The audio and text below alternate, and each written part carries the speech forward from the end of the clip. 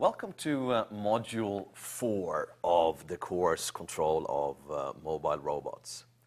So in the last module, we learned about linear systems and we saw where they came from.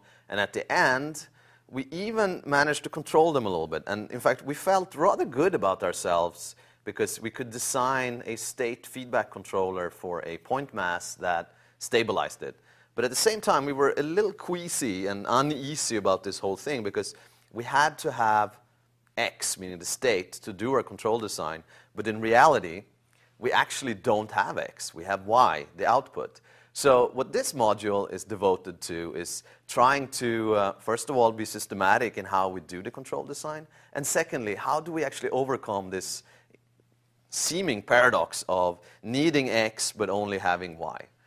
So what we're going to do in the first lecture is stabilize the point mass. We're going to return to our old friend. And in general, if I have a linear system, x dot is ax plus bu, y is cx. The dilemma, as I already stated, is that we seem to need x for stability, but all we really have is y. So here's the game plan. We're going to ignore the fact that we don't have y. Instead, we're going to design our controller as if we had the state itself. And then somehow we're going to hope that we can figure out the state from the measurements, meaning from y. And this is the game plan we're going to pursue throughout this entire module. And the first step is, of course, to design u as if we had x. So step one is to do the control design. And we're going to use a method called pole placement. And pole placement is a rather powerful idea. So if I have my point mass system again, x dot is ax plus bu, where we have our old friends, the A and B matrices that we've seen over and over again. Well, state feedback means that what we're going to do is we're going to pick u is negative kx, where k in this particular situation is a 1 by 2 matrix. So it has two components, k1 and k2. And those are our gains. And we've already seen in the previous module that k1 is a gain that looks at position, and k2 is a gain that looks at velocity. And by tweaking them, somehow we can get the system to behave well, because we've already seen that. So the one question we need to ask first is, of course, how do we actually pick these control gains? Meaning, what should k be? Well, here is the whole idea behind pole placement. When we plug in u is minus kx, we get a closed loop system. And what we're going to do is we're going to pick k such that the closed loop system has the right eigenvalues. And right meaning we get to pick them. And the reason it's called pole placement is that eigenvalues of these system matrices are sometimes referred to as poles. And what we're going to do is we're going to make them be what we want them to be. In particular, we want them to have negative real part because that is what we need for asymptotic stability. So, but before we do that, we actually need to figure out how do we compute eigenvalues. So in general, if I have a matrix M, this doesn't have to be a 2 by 2, this is just some general M, then every square matrix M has a so-called characteristic equation associated with it. And it's given by this chi M of lambda. And it's kind of a mouthful. It's the determinant of lambda times the identity matrix minus M. And then we set this determinant equal to 0. And the lambdas that solve this are the eigenvalues. Well, let's see what this means. If I have a 2 by 2 system, M equal to M1, M2, M3, and M4, then lambda I, meaning lambda times the identity minus M, well, it's lambda times the identity minus M. Well, if you plug this in, you get the following matrix. Right? Okay, now let's take the determinant of this matrix. So the determinant, well, it's this object that you get by taking this element times this element, and then you subtract away this element times that element. This is how you do it for 2 by 2 matrices.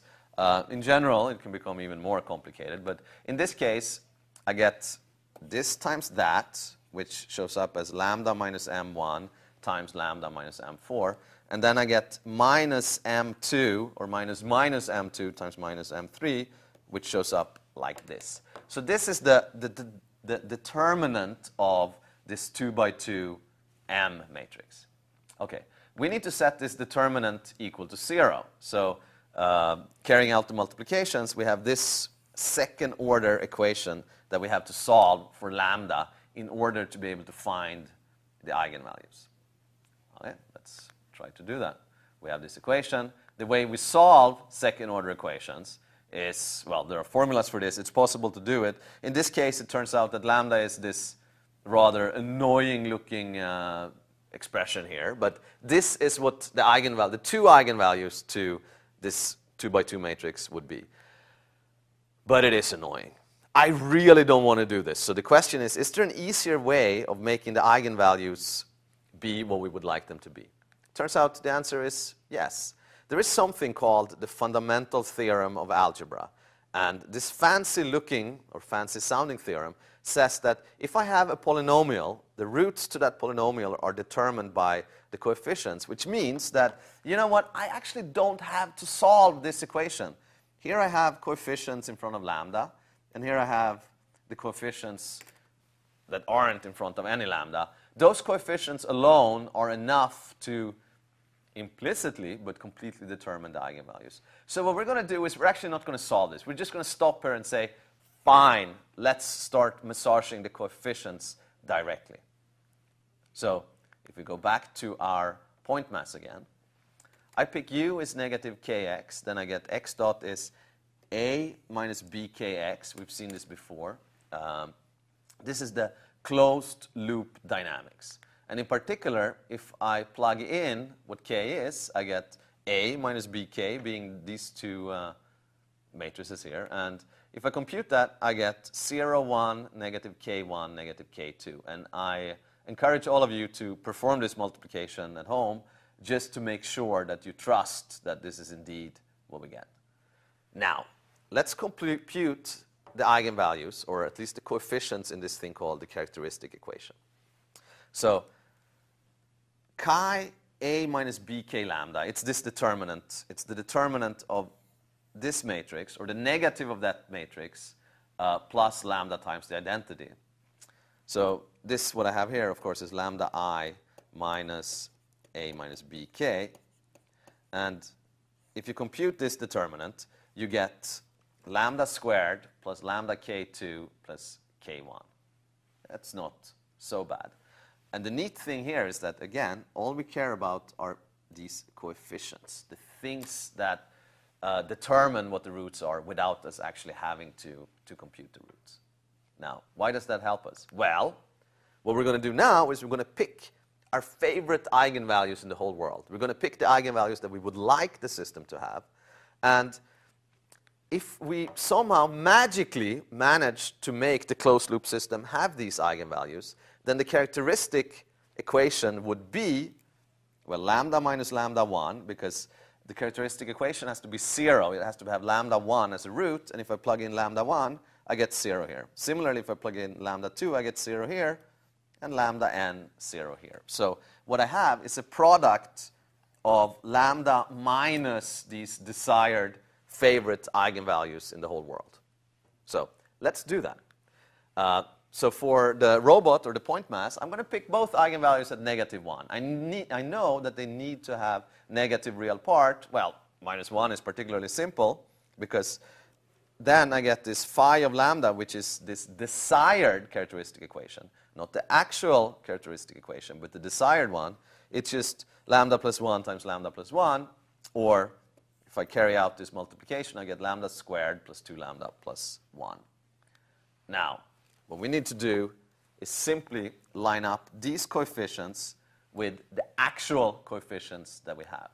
So if I do that, I see this is the characteristic equation. This is what I would like it to look like. Well, here are the coefficients in front of lambda, and here are these coefficients that are hanging out by themselves. All we do now is simply line these up. So k2 has to be equal to 2, k1 has to be equal to 1, and voila, I've actually designed the K matrix that I need. So now all I do is I plug this in to my original system, which is x dot is ax plus bu, but I close the loop right now with u being negative kx, and I have successfully stabilized the system by placing the eigenvalues exactly where I would like them to be.